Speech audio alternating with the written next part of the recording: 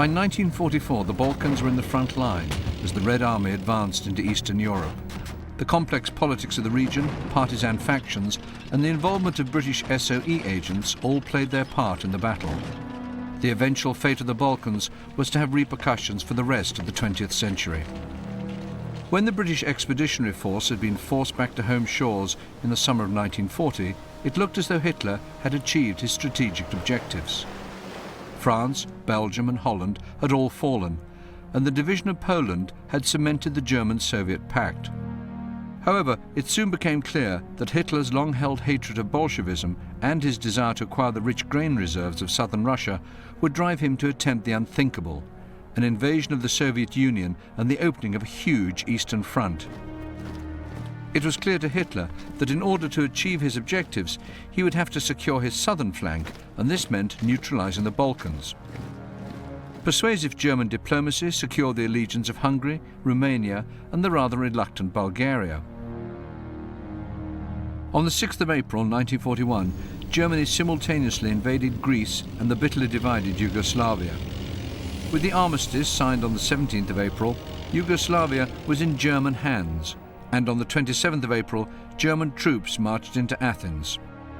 The capitulation of the Balkans had given Hitler the southern security, manpower and natural resources he needed for an invasion of the Soviet Union. Operation Barbarossa was launched on the 21st of June 1941. The events of the next 3 years proved it to be a fatal decision. After a lightning advance which had almost seen the swastika flying over Moscow, by the beginning of 1943, Hitler's forces were being thrown back by a combination of bad weather, mechanical superiority, and a seemingly endless supply of Russian manpower. The German tide was on the ebb.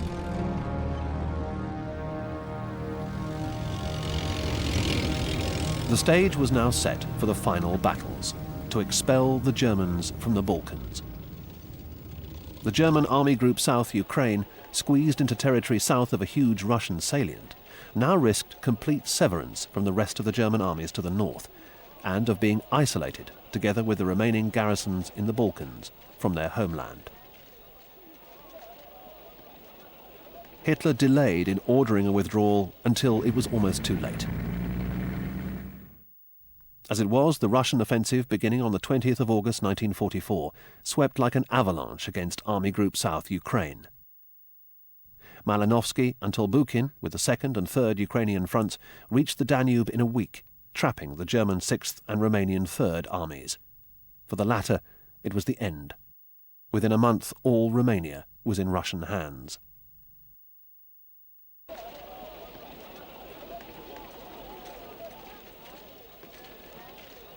The next German ally to defect was Bulgaria.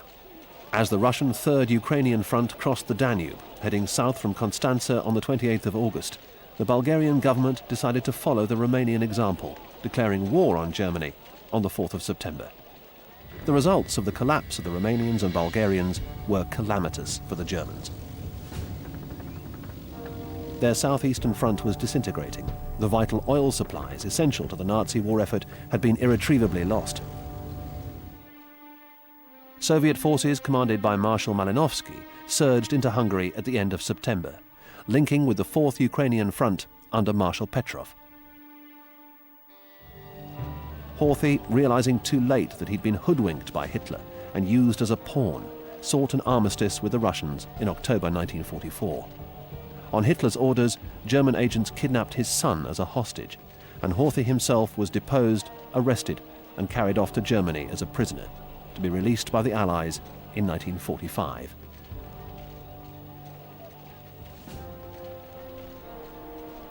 Meanwhile, the Russians closed in on Budapest, defended vigorously by General Freisner and what was left of the once formidable Army Group South. Bitter street fighting ensued. By the end of January 1945, the garrison's food supplies were exhausted. After dark on the 11th of February, there was a last desperate attempt to break out. But of more than 16,000 would-be escapers, only a few hundred made it.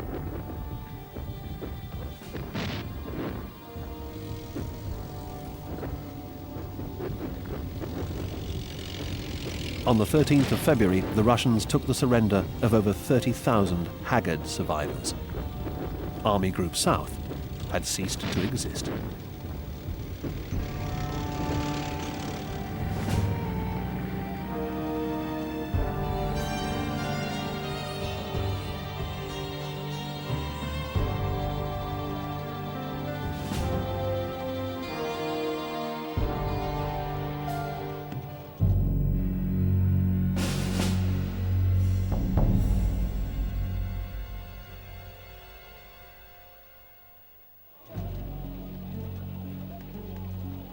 Only in one sphere could Hitler derive comfort.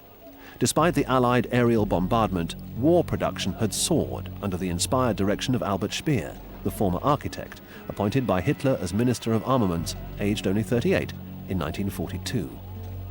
Appreciating the threat posed by the steadily growing weight of the Allied bombing offensive against the heavy industry of the Reich, he set about dispersing what he could, chiefly the light industries engaged in the production of components and electronics, around the countryside, where area bombing was ineffectual.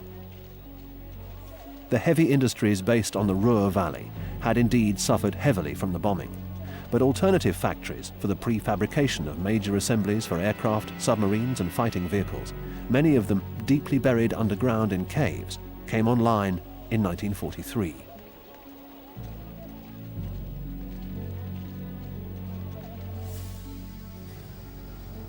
Until September 1944, coal and steel production continued at levels as high as in the previous year, but the loss of the Silesian coalfields was significant. In the first 3 months of 1944, over 71 million tons of coal were mined in Germany, but in the last quarter of the year, the figure had fallen to less than 50 million. Despite the bombing, the foundries and forges of the Ruhr continued to produce quantities of the drop forgings and castings that could only be produced there. The Allied planners were slow to realize that the highly developed German rail and canal system, still reasonably intact and run with customary efficiency, was the key to continued German production and distribution. As an example of success in this direction, the US Air Force repeatedly bombed the tank factory at Kassel, where the Tiger tank was produced. In midsummer 1944, it had turned out over 100 a month, but production fell to a trickle of under 40. Incredibly, as Speer redeployed his workers and adapted his industrial strategy to the situation, many factories were still turning out consumer goods for the domestic market. The Nazi Party organization used propaganda freely to convince the German people and the neutrals that life was going on perfectly normally within the Reich. As the war drew into its final year, the aim was to unite the masses and create a national spirit of resistance to the Allies once they had set foot on the sacred soil of the fatherland.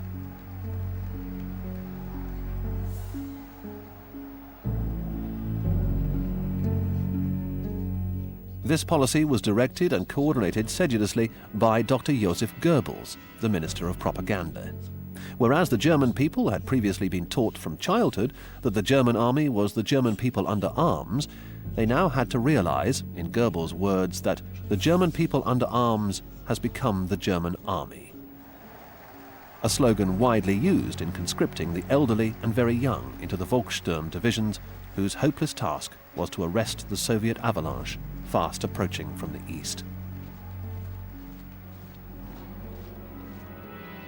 Newsreels aimed at the non-combatant nations continued to show happy groups of schoolchildren on winter sports holidays, and factory workers cheerfully turning out copious supplies of consumer goods. Although Allied propaganda had long proclaimed that Germans were living at starvation level, they were remarkably well fed, as long as the produce of the occupied lands in the west was available. Dairy products from the Netherlands and Denmark, food and wines of all sorts from France, fish and seafood from Norway. It mattered little that the populations of most of these countries, having parted with the best of their produce, were quickly reduced to starvation.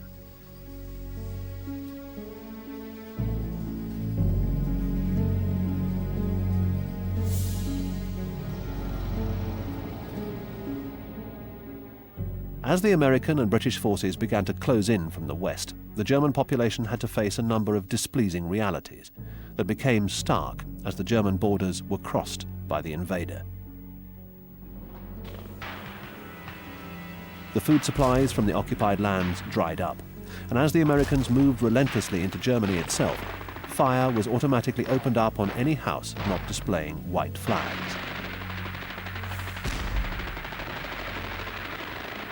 Any desire to conform with Dr. Goebbels' calls for resistance to the death evaporated when even a single gunshot aimed near Allied troops resulted in immediate artillery response and the destruction of all buildings in sight.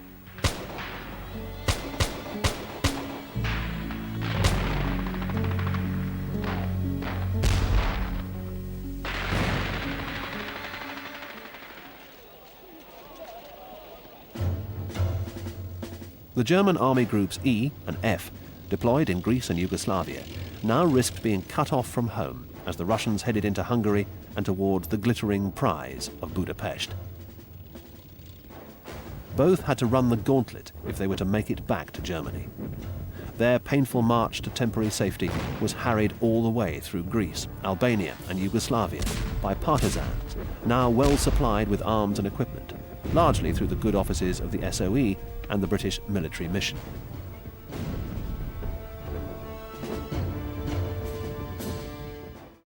Discover the past with exclusive military history documentaries and ad-free podcasts presented by world-renowned historians, all on History Hit. Watch them on your smart TV or on the go with your mobile device. Download the app now to watch everything, from the gripping story of the Band of Brothers to Operation Barbarossa and D-Day. Immerse yourself in the dramatic stories of this remarkable era by signing up via the link in the description.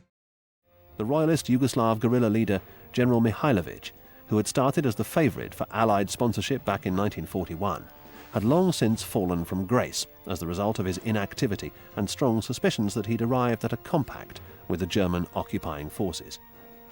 At the end of the war, his former backers made little or no attempt to save him from Tito's vengeance, standing by impotently as Mihailović stood trial for his life at the hands of a people's court and was duly executed. Mihailovic's rival for leadership of the Yugoslav partisan movement was one of the most remarkable figures to emerge onto the world stage in the war. Josip Broz, born in 1892 into a poor Croatian family, abandoned the Catholicism of his childhood for communism at an early age. He'd served in the Austro-Hungarian army during World War I, but after being captured by the Imperial Russian Army on the Eastern Front in 1915, he was fired by the revolution, joined the Red Army and stayed in Russia until 1920, where he received a thorough grounding in Marxist doctrine. Such was his talent that he spent the interwar years as a faithful agent of Moscow. Broz was now known universally by his nickname, Tito. When the Germans invaded Yugoslavia in 1941, he was living in Zagreb and immediately complied with party instructions to resist the invader once these had been approved. As he took to the hills to create a partisan army owing allegiance to Moscow, so did Mihailović, whose loyalties lay with his exiled king. His partisans were known as Chetniks, and initially it seemed that they were operating effectively against the Germans and their allies. The two partisan leaders met in September 1941, and again in the following month, but it was immediately apparent that their respective agendas were mutually hostile. Soon their activities were known to the Allies, and British officers were inserted into Yugoslavia in order to contact the partisans and coordinate their activities.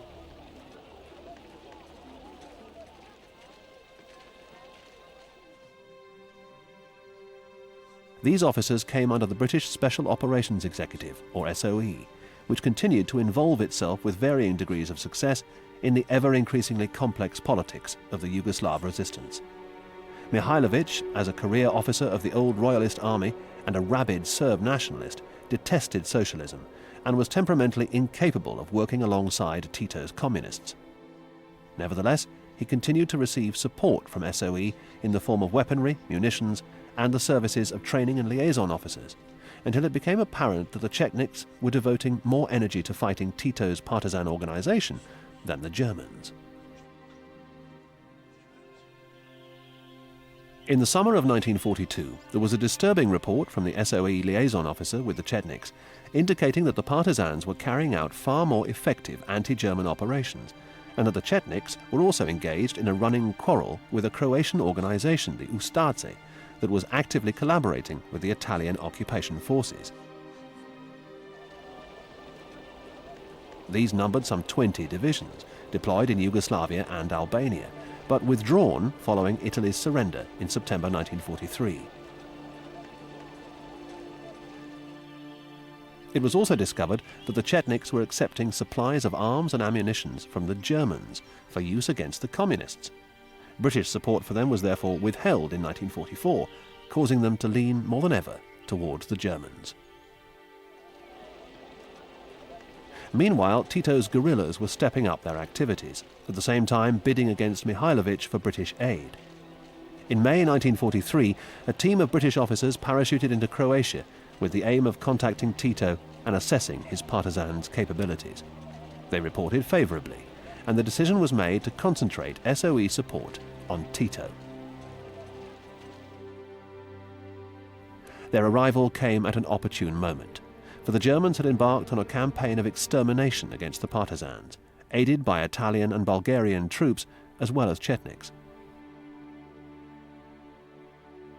This was the fifth and most aggressive anti-guerrilla operation, and the British officers found themselves, with Tito's headquarters, as fugitives in the wild Croatian mountain fastnesses.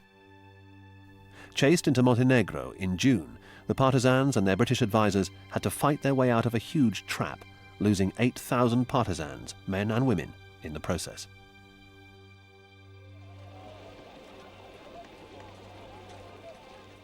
Winston Churchill, greatly impressed by Tito's performance, appointed Brigadier Fitzroy Maclean, a former diplomat, as his personal representative to the partisan leader. Maclean was duly parachuted into Tito's headquarters, and his subsequent report resulted in a considerable increase in British support. The German pressure was maintained, some 13 German and 4 Bulgarian divisions being deployed in anti-guerrilla operations. At one stage, Tito had to be spirited out of the country by the British and taken to Italy. He was then installed on the offshore island of Vis, to which he was taken in a British destroyer, whose young captain was fascinated when Tito recited The Owl and the Pussycat in the wardroom after dinner. The British Balkan Air Force was now dedicated to supporting the partisans. Apart from hundreds of supply drops, its Beaufighter aircraft ranged far and wide to engage German positions and harass their lines of communication.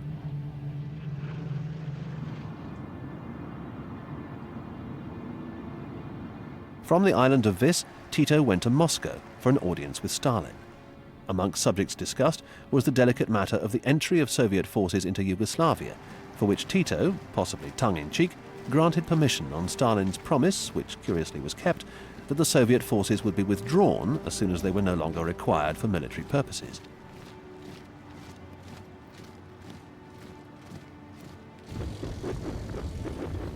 Elements of the Red Army crossed the border from Romania in September 1944. This had an instant effect on the German High Command, as it threatened the withdrawal routes of their Army Group E along the Adriatic coast. The capital, Belgrade, fell to a combined entry of Red Army and partisans on the 20th of October.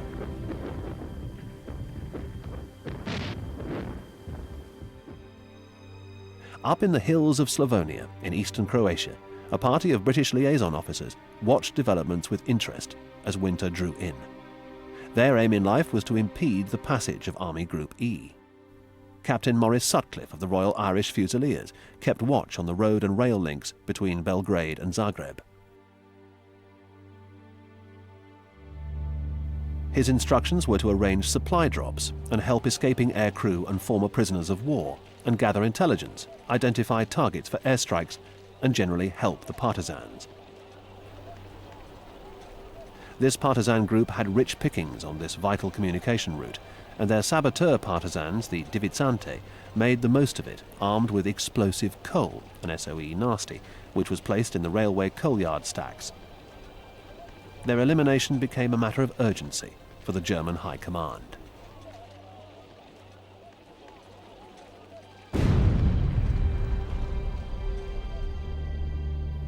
Sutcliffe had other diversions too. His hideout area was under the path of British and American bombers based in Italy, bound for targets further north, in Austria and Romania. A number of these were shot down over Yugoslavia by fighters or ground fire, and those of their crews who bailed out found themselves adding to the strength of partisan groups. Sutcliffe's was augmented in November 1944 by the crew of a Wellington bomber. As he recounted, "Guests such as the Wellington crew were ever welcome in our tiny hut in the hills. We gave them some food and a few items of warm clothing and reported to the SOE base in Italy that they were safe. Arranging a pickup was not always easy, since opportunities for night pickups were very limited, and we were forever vulnerable to rapid penetration of our area by the Germans. Normally one had some warning, but on this occasion almost none. No time to prepare a rucksack with food, only time to grab our radio crystals and codes and head straight into the higher hills and forests."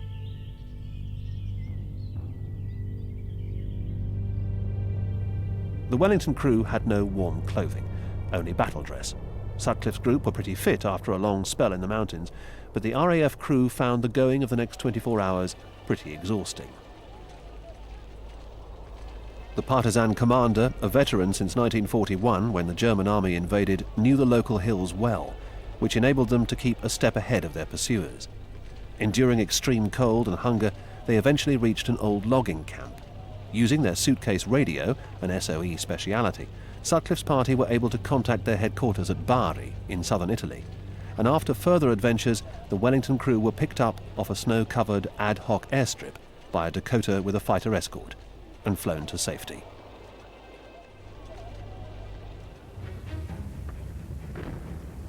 By the end of October 1944, most of Hungary was in Russian hands. The hapless Horthy was a captive of the Germans, and at the end of the year, Budapest was under siege. The German garrison was under Hitler's orders to fight to the end, for its early capture would allow the Russians to pour across the Hungarian plain and on into Vienna. Tolbukin's Third Ukrainian Front had already bypassed Budapest and was heading for Vienna, but its flanks were imperiled, and on orders from Moscow, he turned back to deal with the resolute defenders of the Hungarian capital. Such was the German High Command's appreciation of the crisis that they had heavily reinforced the Hungarian front. Army Group South, though battered, still had plenty of fight left and counterattacked against Malinovsky's Second Ukrainian Front as it started its attack on Budapest in mid-October 1944. The Russians were temporarily halted, and when their attack resumed at the end of the month, they found themselves confronted by 12 German divisions. Their advance towards the city centre was contested every inch of the way, and in mid-November they had still not taken the city, now largely in ruins. The defenders were, however, now isolated, as the main German front line, along the River Drava, had recoiled over 100 miles to the west, with one flank on the foothills of the Carpathian Mountains and the other anchored on Lake Balaton.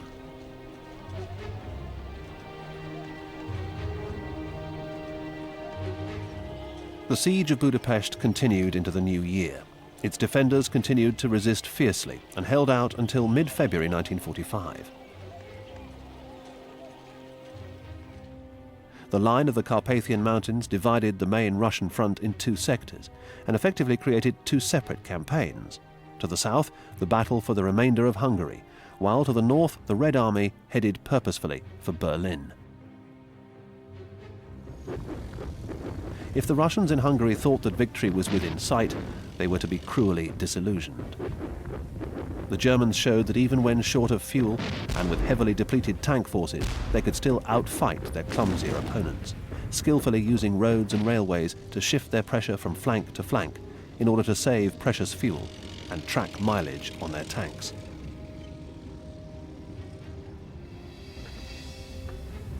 A final counterattack aimed at relieving the Budapest defenders got to within 15 miles of the city in late January 1945.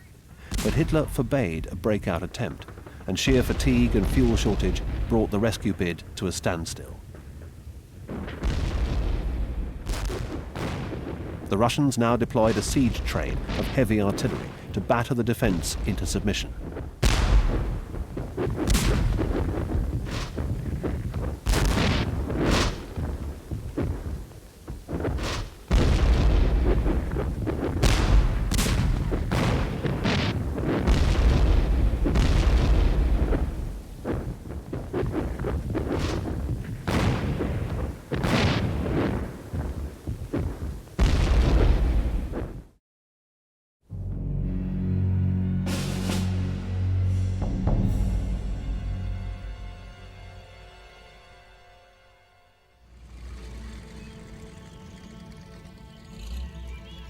As in Yugoslavia, SOE had sent British liaison officers into Greece early in the German occupation. Indeed, some British soldiers, cut off from their units in the retreat of 1941, spent the entire war among the Greek and Cretan partisans. The liaison officers had to be prepared for almost anything once they were parachuted into occupied Greece. All were aware of the Hitler directive ordering the execution of any Allied personnel caught whilst working with guerrillas, and many found that the internal political divisions in occupied Greece could result in their being betrayed at any moment.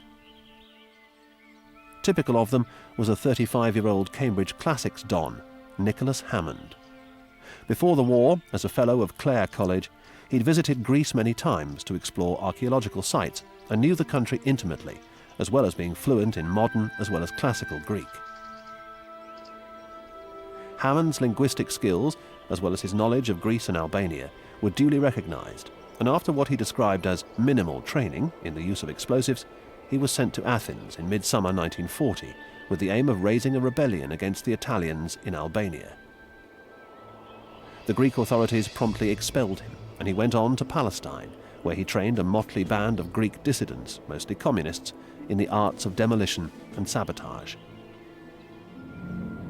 In October 1940, Mussolini's ultimatum to Greece led to invasion, and Hammond returned to Greece and continued to train Greek recruits. The arrival of the Germans early in April 1941 in support of the flagging Italian invasion turned the scales decisively. The Greek army was outflanked and laid down its arms 2 weeks later. When the British and Empire forces were forced from the mainland, then Crete, Hammond's Sabotage Academy moved to Palestine, from where, beginning in 1942, he and others were dropped by parachute into Greece. Arriving in February 1943, Hammond would spend the next 12 months closely involved in a particularly unpleasant war. All partisans, or andates, captured were summarily shot, often after prolonged torture to extract information. The partisans, whether the communist Elas or the Ides, loyal to the Greek government in exile in Egypt, were equally ruthless. It soon became alarmingly clear to Hammond and his colleagues that Elas, while professing unqualified loyalty to the Allied cause, were in fact hostile towards British interference in what they saw as Greek internal affairs. They had their own agenda, which was nothing less than the seizure of power once the Germans had been dealt with. The British liaison officers with the partisans redoubled their efforts to bring the rival groups together. Ides, who were now taking on German garrison units and beating them, had generally performed better and with higher morale than Elas. By now it was clear that many Elas partisans who had joined as patriotic Greeks were disillusioned by the political slant of the movement and wished to desert and join with the British in fighting the Germans. Hammond therefore recommended that regular Greek army units should be infiltrated into Elas and Ides-controlled areas in order to bring the two groups together in a common cause.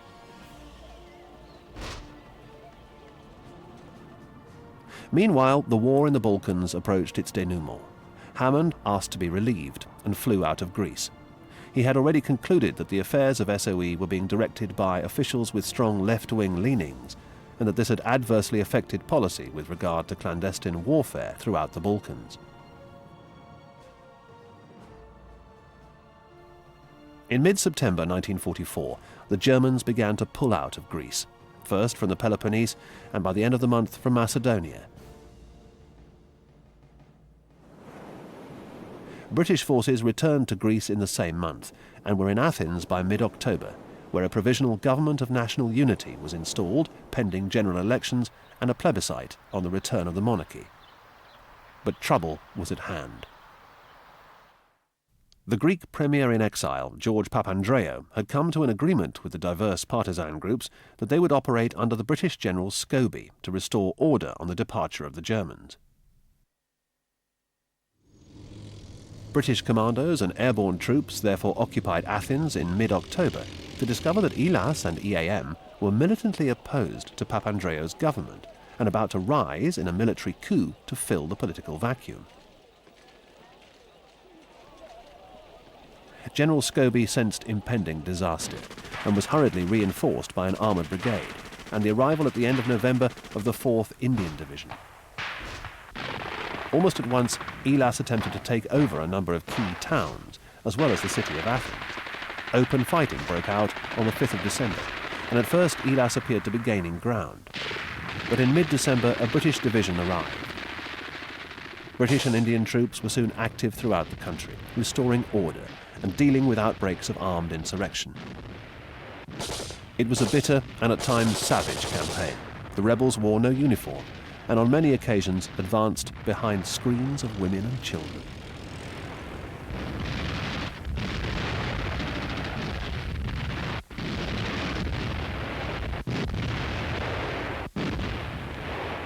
In the final stages of the battle in Athens, over 200 rebels were killed or wounded and 500 taken prisoner, though many more escaped. The cost was high. In the 5th Parachute Battalion, there were over 100 casualties, and the 6th Battalion lost all its company commanders, killed or wounded. A ceasefire was negotiated, and a month later, the Greek central government and the representatives of EAM and Elas signed an agreement leading to the disarming of all revolutionary forces, the release of hostages, and the creation of a new national army. British forces then went ahead with the reoccupation of the whole country.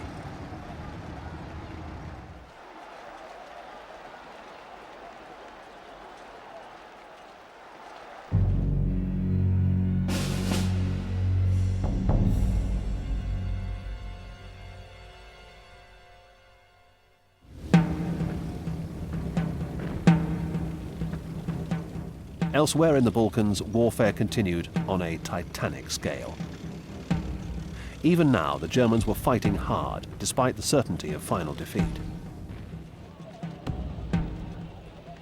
Konyev's first Ukrainian front now swung north to join in the final killing session, the fall of Berlin, where the Russians began their final assault on the 15th of April.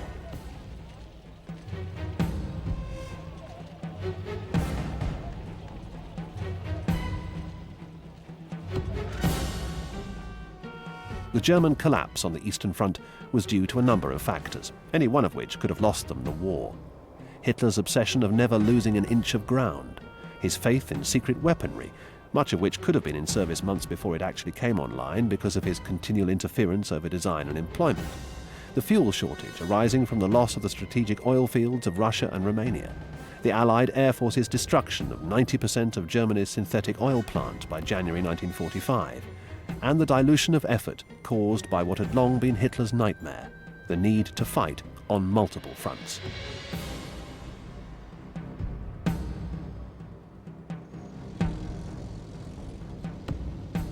At the end of 1944, 100 German divisions were tied down in northwest Europe and Italy, 10 holding the tenuous lines of communication in Yugoslavia, and a further 17 garrisoning Denmark and Norway. The 157 German divisions deployed in Russia at the time of the Normandy landings in June 1944 had dwindled to 133. 50 of these were powerless to intervene in the defense of German territory, being trapped with their backs to the Baltic.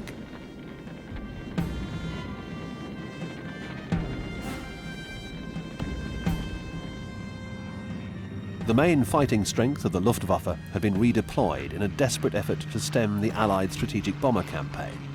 Official German records show that on the 31st of December 1944, 1,756 out of a total day fighter strength of 2,276 and 1,242 out of 1,289 night fighters were defending the Western Front or the Reich itself.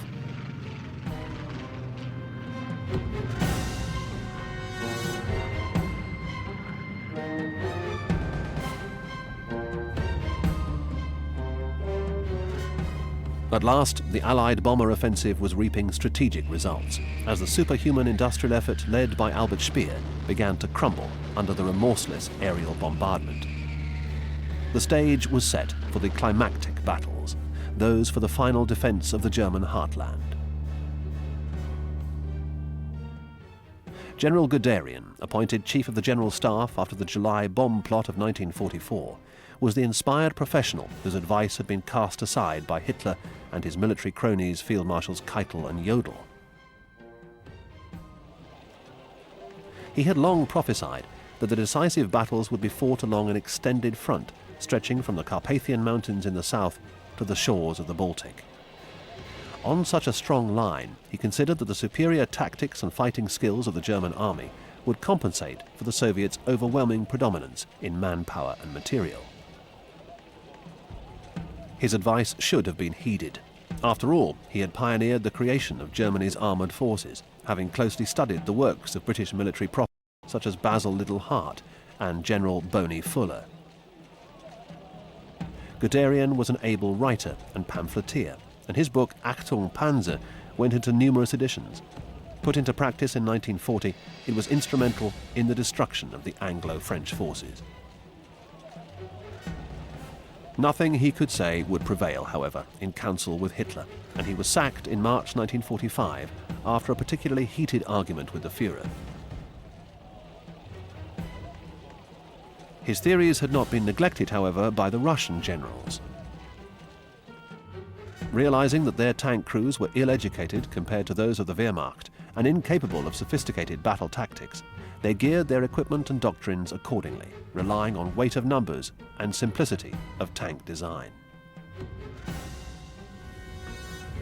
Having discovered the advantage of the American-designed Christie suspension, using large road wheels instead of a complex suspension, as in most early Allied tanks, they developed the T-34 and its crude but lethal anti-tank derivative, the Su-100. They added a super-heavy tank with the aim of outgunning the German Tiger. All these were so designed that they could be driven away from the factory, if necessary, straight into battle, as was actually done at Stalingrad.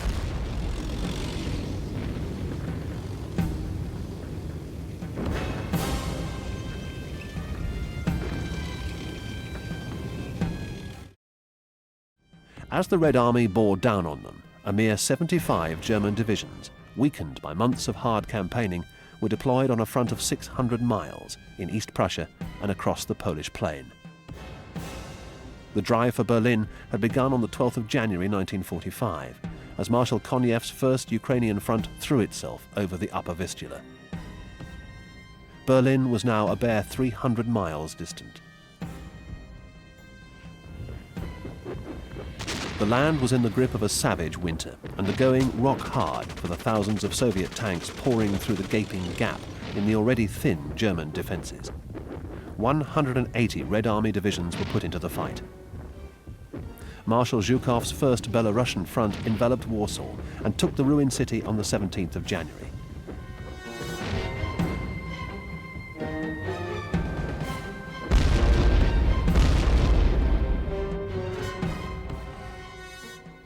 Hitler had now moved back to Berlin. He was never to leave the city again, and set up his headquarters in the bunker under the Reichschancellery, from where he continued to issue increasingly unrealistic directives to his field commanders.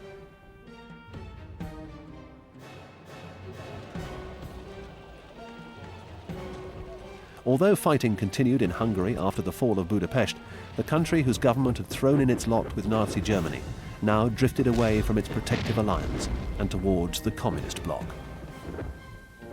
One of its generals, Miklos, the former commander of the Hungarian First Army, saw which way the wind was blowing and was duly set up with Soviet backing as head of a provisional government in waiting, prepared to seize power once the fighting was over.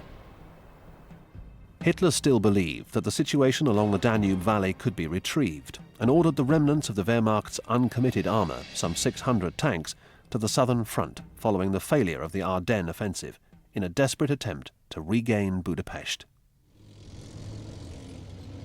It was doomed to failure from the start. Guderian had to brief Hitler with the unpalatable information that his chief of intelligence, Colonel Gehlen, had forecast a resumption of the Red Army's onward surge across the whole of the Eastern Front, and that it would begin on the 12th of January 1945. Adding that the defenders of the Reich would be outnumbered 11-1 in infantry, 7-1 in armour, and 20-1 in artillery. Hitler, never ready to accept adverse news, ordered Guderian to sack Gehlen, to which he replied that he might as well sack his chief of staff as well. The Soviet advance had now acquired so much impetus that it was unstoppable.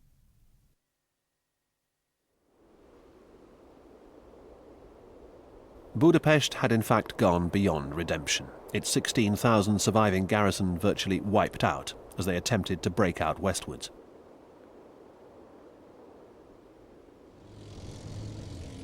Despite this, Hitler ordered one final offensive, launching his last 600 tanks and 31 exhausted divisions, many down to skeletal strengths, into a forlorn hope along the shores of Lake Balaton.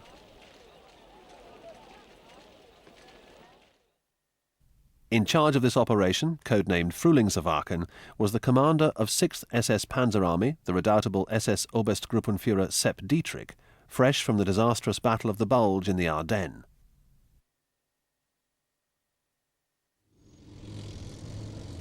Although the spring thaw was setting in, little or no attempt was made to test the going for the tanks, and in the swampy plain, the 60-ton Royal Tigers bogged down, many to their turrets once off the roads.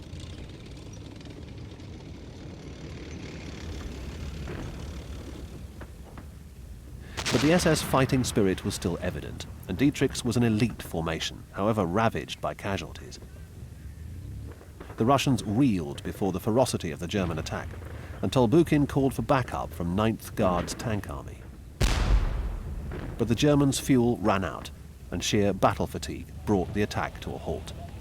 Leaving hundreds of stalled tanks on the battlefield, 6th Panzer Army recoiled up the Danube Valley towards Vienna.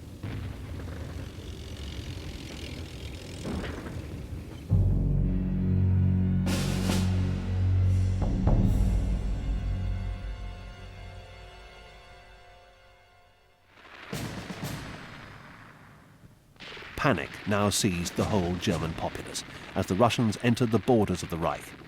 Refugees in their hundreds of thousands clogged the roads heading west. Their worst fears, already fed by Goebbels' propaganda, were realized in the appalling conduct of the triumphant Red Army.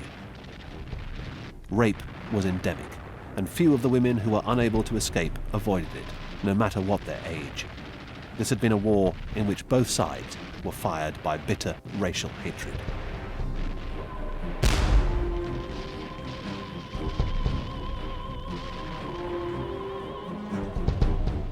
As the German army recoiled within its national borders, thousands of former slave laborers sought to revenge themselves on their erstwhile captors.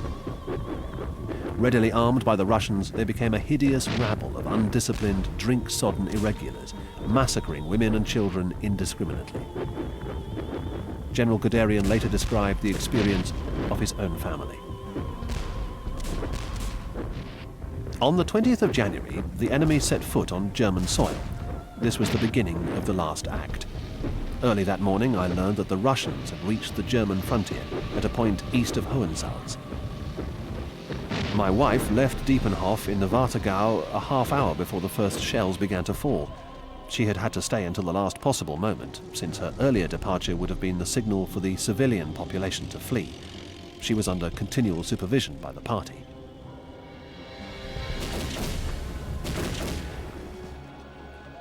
"6 million Russian troops were now heading towards Berlin, and by the beginning of March were on the banks of the Elbe, a bare 60 miles from their goal.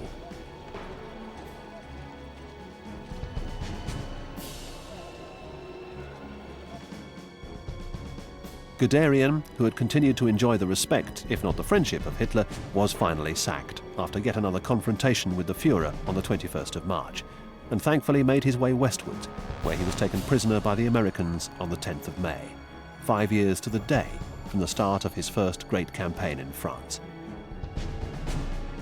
Days before he was dismissed, Guderian recalled that whilst Hitler intended to arrange for the destruction of all factories, water and electrical installations, railways and bridges, Speer had rightly pointed out that such a crazy deed must result in mass misery and death to the population, on a scale never before seen in history. Guderian immediately drafted orders laying down defense lines throughout Germany, which were to be held. Only in front of these were Hitler's demolitions to be implemented. Nothing else whatever in Germany was to be destroyed. All installations that served to feed the populace and to provide it with work were to remain untouched. Guderian took his draft to Jodl, who had to be informed of its contents, since it dealt with a matter concerning all parts of the armed forces. When he saw him again on the following day and asked him what Hitler's reaction had been, Jodl gave him an order of Hitler's to read, which was the exact contrary of Speer's and Guderian's intentions. It read, "If the war should be lost, then the nation too will be lost. That would be the nation's unalterable fate. There is no need to consider the basic requirements that a people needs in order to continue a primitive life. On the contrary, it is better ourselves to destroy such things, for this nation will have proved itself the weaker, and the future will belong exclusively to the stronger Eastern nations. Those who are alive after the battles are over are in any case only inferior persons, since the best will have fallen."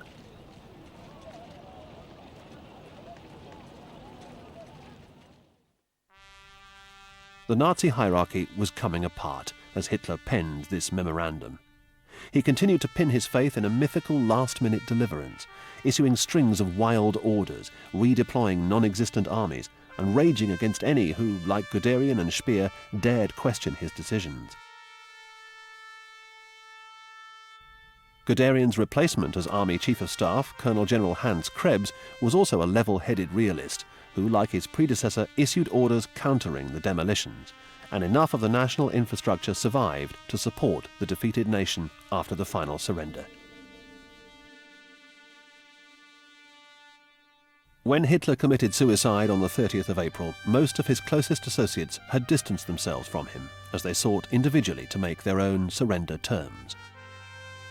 Goering and Himmler were already in Allied hands. Speer's open opposition to Hitler in the final months of the war, together with his readiness to admit his share of guilt for the transgressions of the Third Reich when put on trial at Nuremberg, saved him from the gallows, and he served 20 years of imprisonment before emerging from Spandau jail in 1966 to pursue a writer's career until his death in 1981. The fall of Vienna in mid-April spelt the virtual end of the campaign that had swept through the Balkans. The German Army Group South had all but disintegrated, but Army Group Center, under General Schörner, an unregenerate Nazi, was still in the field and holding out in Czechoslovakia as Berlin fell. It was thus the only sizable German force in being, and had to be dealt with. Schörner was aware of Hitler's well-known intention to form a national redoubt in the mountains on the Czech-German border, and his loyalty to the Führer would have driven him to this extremity given the chance. However, his position was hopeless. The Russians who had taken Vienna headed northwest towards Prague, and other Russian armies converged from all directions as Army Group Center contracted its perimeter until it was completely surrounded northeast of Prague, much of which was in the hands of Czech partisans by the 6th of May. 3 days later, Prague was in Russian hands. Schörner, faced with total annihilation, decided that the game was up and surrendered on the 11th of May. The war in Europe was over.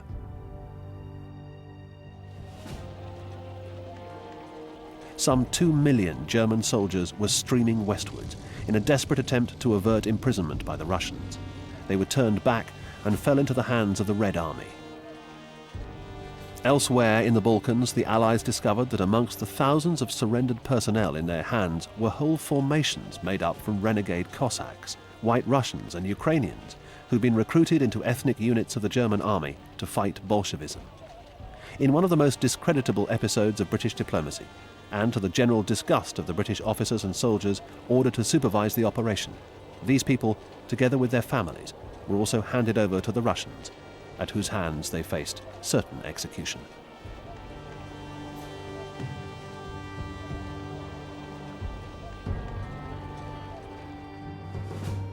In Yugoslavia, power was assumed by Tito, who managed to retain his independence from Moscow, first as Prime Minister, then President, until his death in 1980.